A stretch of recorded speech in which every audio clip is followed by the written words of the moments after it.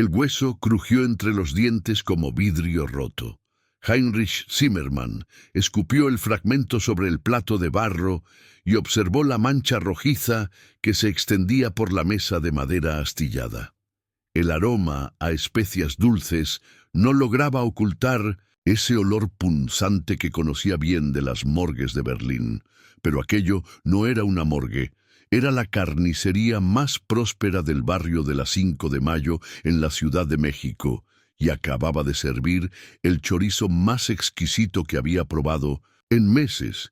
El problema era otro. En 6 semanas, 47 personas habían desaparecido sin dejar rastro en estas mismas calles empedradas. Nadie las buscaba. Nadie preguntaba por ellas, como si jamás hubieran existido. Si permaneces conmigo durante los próximos 45 minutos, descubrirás qué secreto guardaba el sótano de piedra volcánica bajo esa carnicería. ¿Por qué 3 personas lograron engañar a toda una comunidad durante más de un año? Y cómo un simple candado de hierro forjado reveló la verdad más perturbadora de la historia criminal mexicana del siglo XIX. Heinrich Zimmermann había llegado a la capital mexicana en marzo de 1863 como inspector sanitario del gobierno imperial de Maximiliano.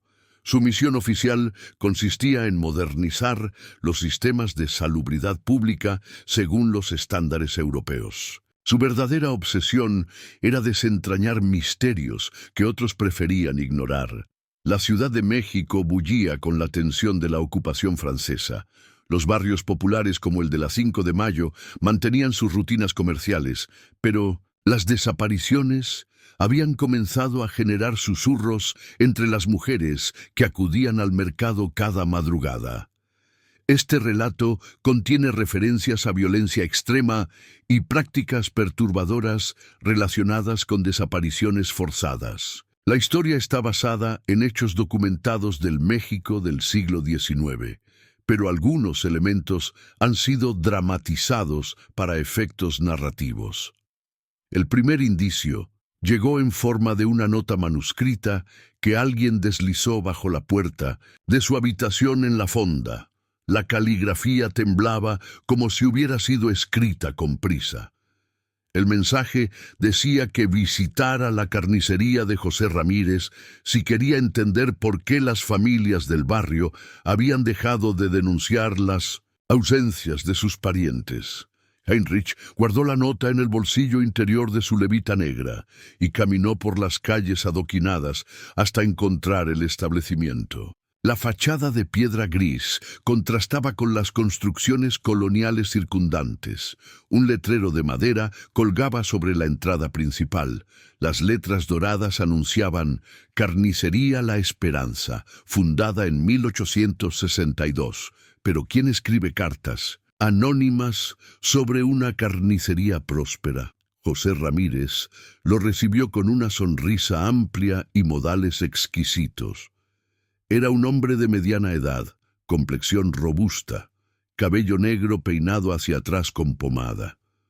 Su delantal de cuero mostraba manchas frescas de sangre animal. Catalina Hernández, su esposa, trabajaba detrás del mostrador principal, organizando embutidos en bandejas de peltre.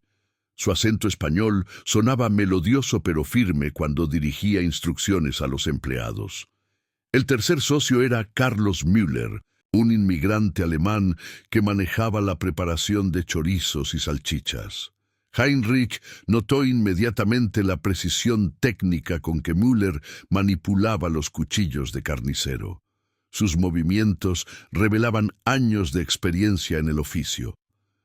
La carnicería ocupaba 2 niveles. La planta principal albergaba el área de ventas, con ganchos de hierro forjado suspendiendo cortes de res, cerdo y carnero.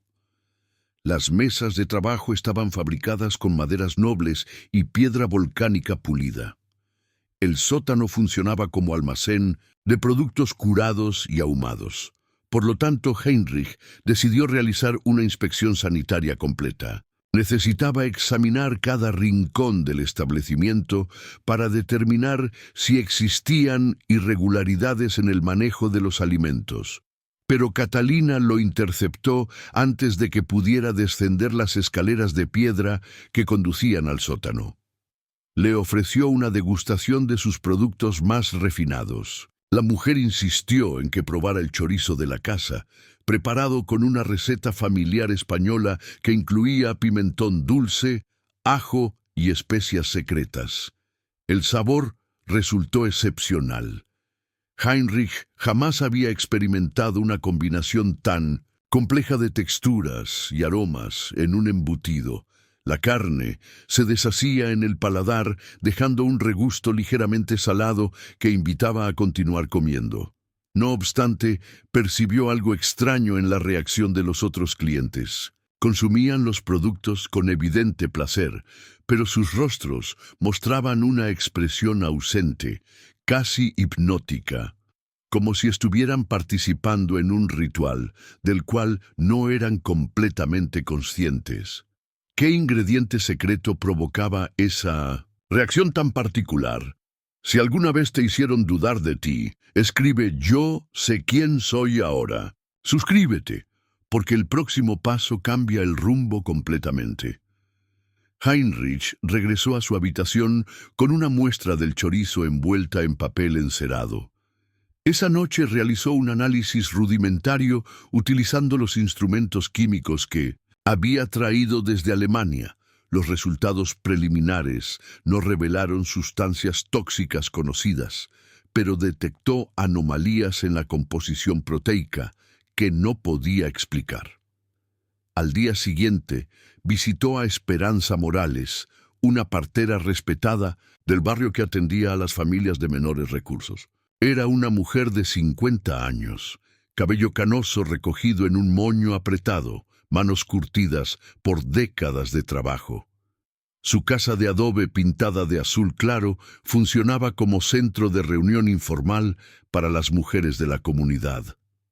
Esperanza mostró inicialmente escepticismo hacia las preocupaciones de Heinrich. Las desapariciones podían explicarse por múltiples factores. Algunos hombres abandonaban a sus familias para buscar trabajo en otras ciudades. Mujeres jóvenes huían para escapar de matrimonios arreglados.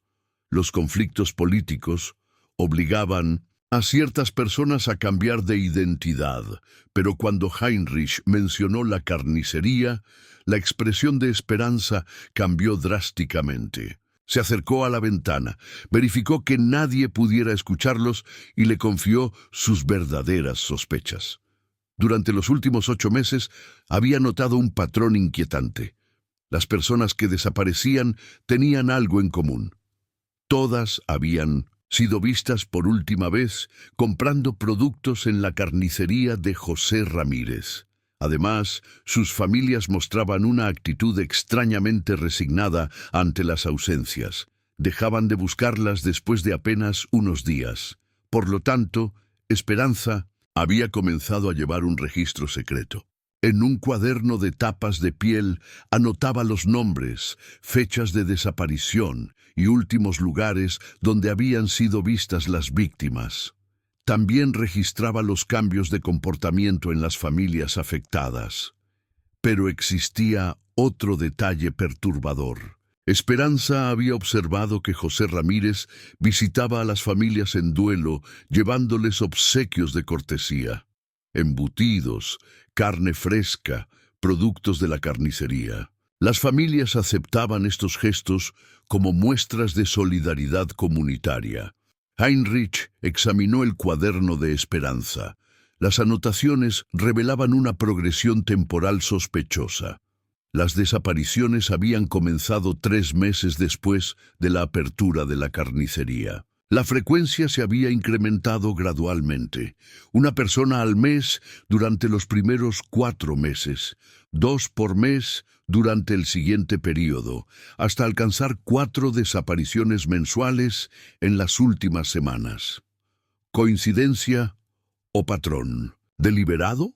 El 15 de octubre de 1863, Heinrich decidió realizar una vigilancia discreta de la carnicería durante las horas nocturnas. Se apostó en el callejón trasero que conectaba con el patio de servicio del establecimiento. Desde esa posición podía observar los movimientos sin ser detectado. A las 11 de la noche, cuando las calles del barrio ya estaban desiertas, notó actividad inusual en el interior de la carnicería. Luces tenues se movían por el sótano, proyectando sombras irregulares sobre las paredes de piedra. El sonido de herramientas metálicas resonaba desde el subsuelo, pero lo más inquietante era el aroma. No se trataba del olor habitual de carne fresca o especias, era algo más penetrante, más orgánico, un hedor que le recordaba a los campos de batalla después de días de calor intenso. Heinrich se acercó sigilosamente a una de las ventanas del sótano. El cristal estaba empañado, pero pudo distinguir siluetas humanas trabajando alrededor de una mesa central. Carlos Müller manejaba lo que parecían ser cuchillos de grandes dimensiones. José Ramírez transportaba bultos envueltos en tela encerada. Catalina alimentaba lo que parecía ser una máquina de moler carne. Entonces escuchó voces. Las palabras llegaban fragmentadas a través del vidrio, pero logró captar referencias a el próximo lote, completar la orden y antes del amanecer. Por lo tanto, Heinrich comprendió que no se trataba de actividades comerciales normales. Necesitaba obtener evidencia más concreta, pero también requería apoyo oficial para confrontar a los sospechosos. No obstante, cuando intentó alejarse de la ventana, pisó una lata de hojalata que rodó por el callejón, produciendo un estrépito metálico. Las voces del interior se detuvieron abruptamente. Heinrich escuchó pasos acercándose hacia la salida trasera. Corrió por las calles empedradas hasta alcanzar la plaza principal del barrio. Su corazón latía con violencia. Las imágenes que había presenciado se repetían en su mente como una pesadilla recurrente. ¿Qué tipo de operación nocturna requería máquinas de moler carne y herramientas de carnicero a medianoche? Al día siguiente, Heinrich contactó al capitán Rodrigo Vázquez, oficial de la gendarmería local responsable de la seguridad en el distrito. Vázquez era un hombre de 40 años, veterano de las guerras civiles, con una reputación de honestidad y eficiencia poco común entre los funcionarios de la época. Heinrich le presentó sus observaciones y las anotaciones de esperanza. El capitán mostró interés genuino, pero también señaló las limitaciones legales. No podían intervenir en un negocio próspero sin evidencia concreta de actividades ilegales. Las sospechas y los testimonios de segunda mano no constituían base suficiente para obtener una orden de registro. Por lo tanto, necesitaban un plan más elaborado. Vázquez sugirió realizar una inspección sanitaria oficial que les permitiera examinar toda la carnicería, incluyendo el sótano, sin despertar sospechas inmediatas. Pero cuando llegaron al establecimiento el 18 de octubre, encontraron cambios significativos. José Ramírez los recibió con nerviosismo evidente. Sus modales corteses habían sido reemplazados por una actitud defensiva y evasiva. Catalina permanecía en silencio detrás del mostrador, evitando el contacto visual. Carlos Müller había desaparecido completamente. La distribución interior también había sido modificada. Algunos equipos habían sido reubicados. El acceso al sótano estaba bloqueado por cajas de mercancía que requerían tiempo considerable para ser removidas. Heinrich insistió en examinar el área subterránea. José Ramírez alegó problemas de humedad que hacían peligroso el acceso. Catalina añadió que estaban realizando reparaciones estructurales que habían dejado el sótano en condiciones inutilizables. Pero el capitán Vázquez ejerció su autoridad legal. Ordenó el retiro inmediato de todos los obstáculos y exigió acceso completo a las instalaciones. José Ramírez no tuvo alternativa más que cumplir, aunque su resistencia resultaba cada vez más evidente.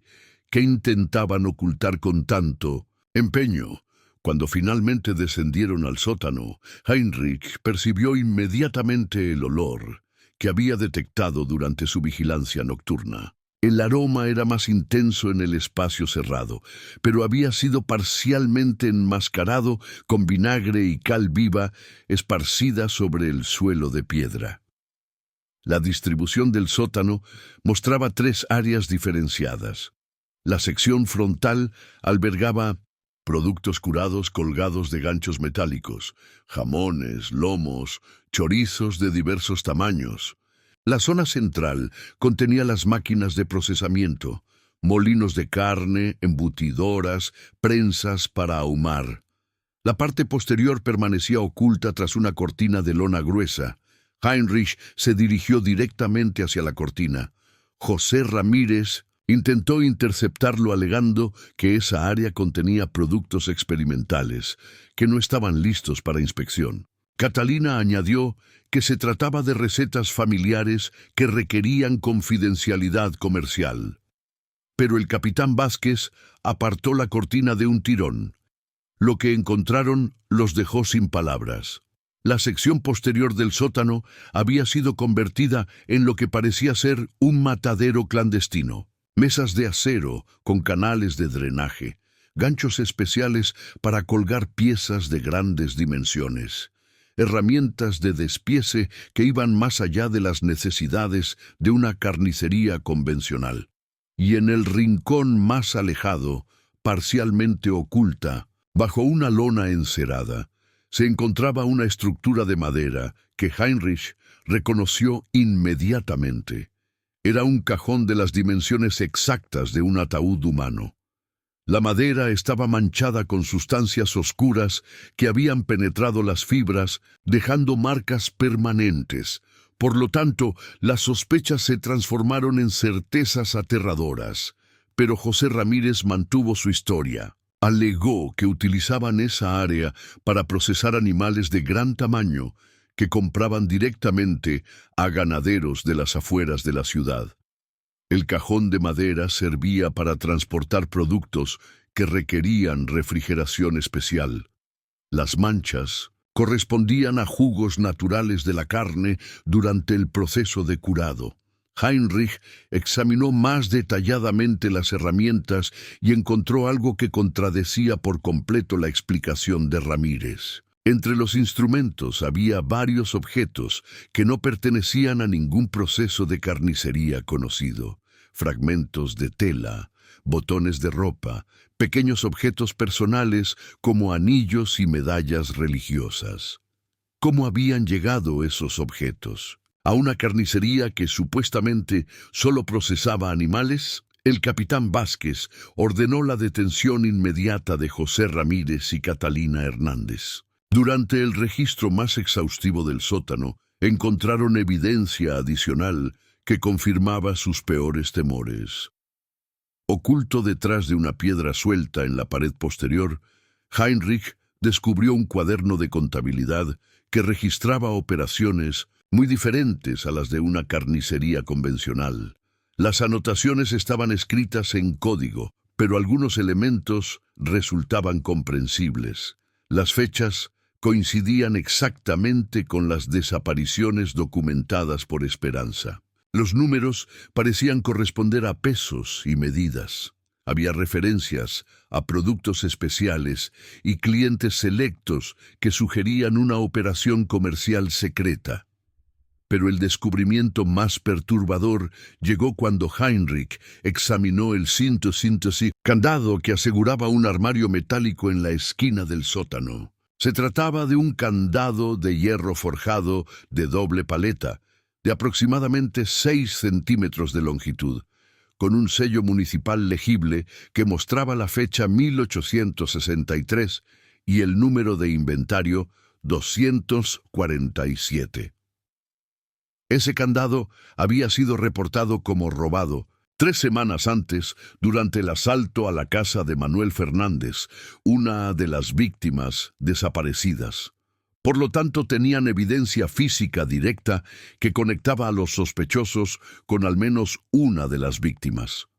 No obstante, José Ramírez y Catalina continuaron negando cualquier participación en las desapariciones. Insistían en que eran comerciantes honestos que habían sido víctimas de una conspiración para destruir su negocio. Alegaron que Carlos Müller era el verdadero responsable de cualquier irregularidad y que él había desaparecido llevándose evidencia que los habría exonerado.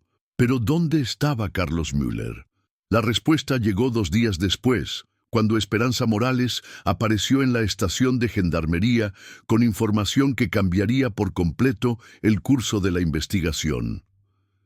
Esperanza había continuado su propia investigación paralela. Durante las últimas semanas había seguido discretamente a varios miembros de la comunidad que mostraban comportamientos extraños después de consumir productos de la carnicería. Sus observaciones revelaron un patrón que nadie había considerado antes. Las familias de las víctimas no solo mostraban resignación ante las desapariciones, en realidad participaban activamente en un proceso que no comprendían completamente. Consumían cantidades crecientes de productos de la carnicería. Invitaban a vecinos y amigos a compartir comidas preparadas con esos ingredientes. Hablaban con admiración de la calidad excepcional de la carne. Pero Esperanza había hecho un descubrimiento aún más inquietante. Había logrado seguir a Carlos Müller hasta una casa abandonada en las afueras del barrio, donde el alemán mantenía una operación paralela que explicaba todo el misterio. Por lo tanto, el caso era mucho más complejo de lo que habían imaginado inicialmente. Heinrich y el capitán Vázquez acompañaron a Esperanza hasta la casa señalada. Se trataba de una construcción colonial en ruinas, con paredes de adobe desconchado y un techo de tejas rotas que permitía el paso de la lluvia. El lugar parecía abandonado desde hacía años. Pero cuando se acercaron a las ventanas traseras, detectaron signos inequívocos de ocupación reciente. Humo salía de una chimenea improvisada. Se escuchaban sonidos de actividad en el interior. El mismo olor penetrante que habían percibido en la carnicería flotaba alrededor de toda la estructura. Carlos Müller los recibió sin mostrar sorpresa. Era como si hubiera estado esperándolos. Su actitud tranquila contrastaba dramáticamente con el nerviosismo que habían observado en José Ramírez, y Catalina Müller les explicó que había abandonado la sociedad con sus compatriotas mexicanos después de descubrir la verdadera naturaleza de su negocio. Durante meses había participado inconscientemente en una operación que iba mucho más allá de la venta de productos cárnicos convencionales. La confesión de Müller reveló detalles que Heinrich jamás había imaginado. José Ramírez y Catalina habían desarrollado un sistema para atraer víctimas que cumplían criterios específicos. Personas solitarias, sin familia cercana, con pocos vínculos comunitarios fuertes. Las víctimas eran invitadas a la carnicería bajo diversos pretextos: ofertas especiales, trabajos temporales, reuniones sociales. Una vez en el sótano, las víctimas eran asesinadas y sus cuerpos procesados utilizando las mismas técnicas empleadas para animales de carnicería. Los productos resultantes se mezclaban con carne convencional para crear los embutidos y preparaciones que luego se vendían a la comunidad. Pero lo más perturbador era la dimensión psicológica de la operación. José Ramírez había estudiado los efectos que el consumo inadvertido de carne humana producía en las personas. Había observado que generaba una dependencia sutil pero progresiva. Los clientes regresaban con mayor frecuencia, compraban cantidades más grandes, Recomendaban los productos a otros miembros de la comunidad. ¿Cómo habían logrado ocultar semejante horror durante tanto tiempo? Carlos Müller proporcionó la respuesta más escalofriante de todas. La comunidad no había sido engañada completamente. En algún nivel subconsciente, muchas personas sospechaban la verdadera naturaleza de lo que estaban consumiendo. Pero la calidad excepcional del sabor, combinada con la dependencia química que se desarrollaba gradualmente, había creado una forma de negación colectiva. Las familias de las víctimas participaban en esta negación porque también habían desarrollado la misma dependencia. Consumían los productos derivados de sus propios parientes desaparecidos sin reconocer conscientemente la conexión. Müller había documentado este proceso en un diario personal que entregó como evidencia. Las anotaciones describían la evolución de su propia comprensión del horror en el que participaba y su lucha interna entre la repulsión moral y la dependencia física que él mismo había desarrollado. Por lo tanto, la operación no era simplemente un caso de asesinatos seriales con fines comerciales. Era un experimento social que había convertido a toda una comunidad en cómplice involuntaria de su propia degradación.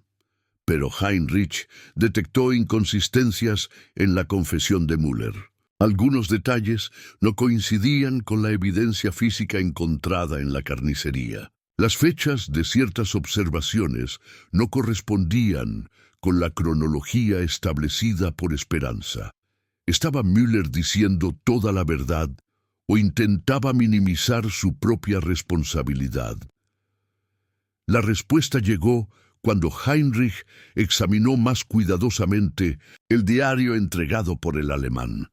Las primeras páginas mostraban efectivamente horror y repulsión ante los descubrimientos. Pero las entradas posteriores revelaban una evolución más siniestra. Müller no había sido una víctima inocente arrastrada por las circunstancias. En realidad, había sido el arquitecto intelectual de toda la operación. Su conocimiento técnico de procesos de carnicería, combinado con su comprensión de psicología humana adquirida durante estudios universitarios en Alemania, había hecho posible el refinamiento del sistema. José Ramírez y Catalina habían proporcionado el carisma social y las conexiones comunitarias necesarias para atraer víctimas y mantener la fachada de respetabilidad. Pero Müller había diseñado los procedimientos técnicos que permitían procesar cuerpos humanos de manera que los productos resultantes fueran indistinguibles de preparaciones convencionales. Por lo tanto, Heinrich comprendió que enfrentaban algo mucho más sofisticado que un simple caso de asesinatos múltiples. Se trataba de un experimento criminal que había utilizado a toda una comunidad como laboratorio humano. El 31 de octubre de 1863, las autoridades realizaron una operación coordinada para arrestar a todos los participantes y clausurar definitivamente la carnicería. Pero descubrieron que el impacto del caso se extendía mucho más allá de los 3 criminales principales. Durante las semanas siguientes, docenas de familias del barrio comenzaron a experimentar síntomas de abstinencia física y psicológica, pérdida del apetito, ansiedad extrema, depresión, comportamientos agresivos. Muchas personas desarrollaron aversión permanente a cualquier tipo de carne. Esperanza. Morales organizó grupos de apoyo comunitario para ayudar a las familias afectadas a superar el trauma. Pero algunos miembros de la comunidad nunca se recuperaron completamente. Abandonaron el barrio, cambiaron de identidad, emigraron a otras regiones del país. Por lo tanto, el caso tuvo consecuencias sociales que se extendieron durante décadas.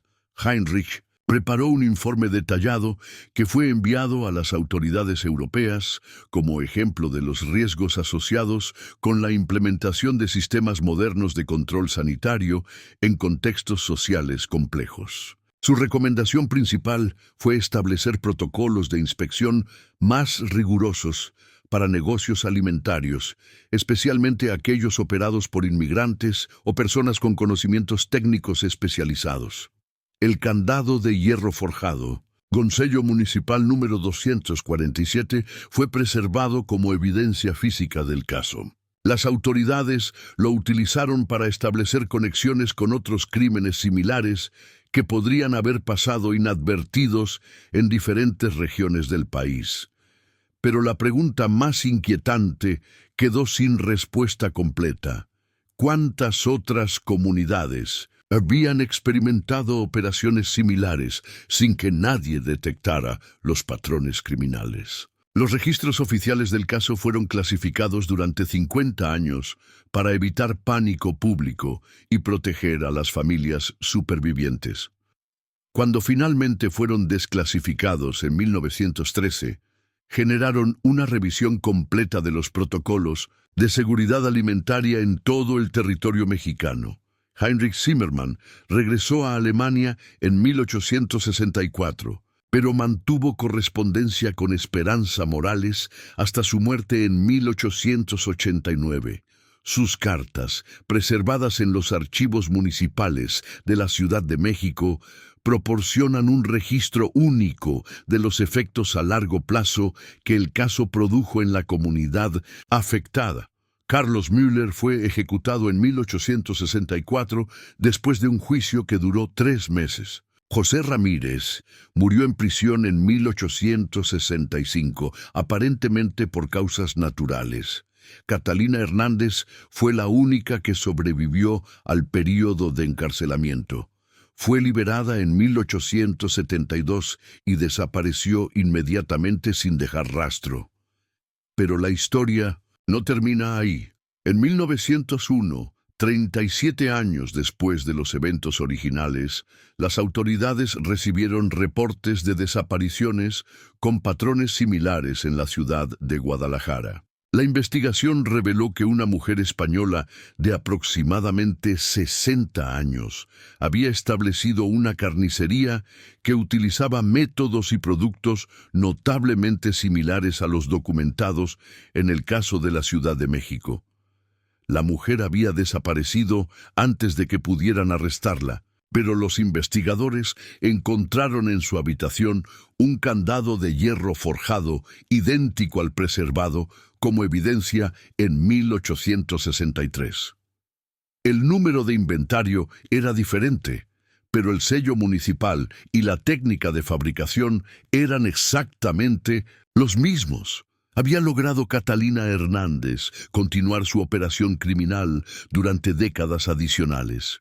La pregunta jamás fue respondida oficialmente. Los archivos del caso de Guadalajara desaparecieron misteriosamente de los registros gubernamentales en 1902. Pero Esperanza Morales, ya anciana, escribió en su diario personal que había recibido una carta anónima desde Guadalajara con una sola línea: el sabor nunca se olvida. Heinrich había predicho en su informe final que el caso establecería un precedente peligroso. Si los criminales lograban perfeccionar técnicas para ocultar crímenes tan atroces detrás de operaciones comerciales aparentemente legítimas, podrían replicar el sistema en cualquier comunidad vulnerable. ¿Cuántos casos similares permanecen sin descubrir en la historia criminal latinoamericana? Esta pregunta cobra relevancia especial cuando consideramos que los métodos documentados en 1863 fueron revolucionarios para su época, pero utilizaron únicamente tecnología y conocimientos disponibles durante el siglo XIX. La sofisticación psicológica del experimento sugiere que casos similares podrían haber ocurrido en contextos donde las autoridades carecían de protocolos de investigación adecuados. El legado más perturbador del caso no radica en los crímenes específicos cometidos por los tres perpetradores. Reside en la demostración de que comunidades enteras pueden ser manipuladas para participar involuntariamente en atrocidades, siempre que los criminales comprendan los mecanismos psicológicos correctos. Si este relato te impactó, demuestra que estás preparado para enfrentar verdades incómodas. Dale like si crees que la comunidad debería haber sospechado antes, o comparte si piensas que fueron víctimas de un engaño sofisticado. Suscríbete porque tengo más casos de la historia criminal latinoamericana que revelan patrones similares de manipulación colectiva. Pero antes de irte, responde honestamente. ¿Habrías confiado en José Ramírez y probado sus productos, o habrías sospechado desde el primer encuentro? Escribe confío si crees que habrías caído en la trampa, o sospecho si piensas que habrías detectado las señales de peligro. Tu respuesta revela más sobre la naturaleza humana de lo que imaginas. Los archivos del caso permanecen abiertos a consulta pública en el Archivo General de la Nación Mexicana. Las fotografías de la evidencia física, incluyendo el candado número 247, pueden verse en la colección de Criminología Histórica. Sin embargo, las autoridades han decidido mantener clasificados los detalles técnicos específicos de los métodos utilizados para evitar imitación. El barrio de las 5 de Mayo experimentó una transformación completa después de 1864. Muchos edificios fueron demolidos y reconstruidos. Las calles fueron renombradas. La carnicería fue convertida en una capilla que funcionó hasta 1920, cuando fue demolida para construir una escuela pública. Pero los residentes más antiguos del área afirman que durante noches especialmente silenciosas, aún se puede percibir un aroma tenue, pero inconfundible, que se eleva desde el subsuelo. Y que ese aroma despierta una sensación de hambre que resulta imposible de satisfacer con alimentos convencionales. ¿Será memoria colectiva o algo más persistente?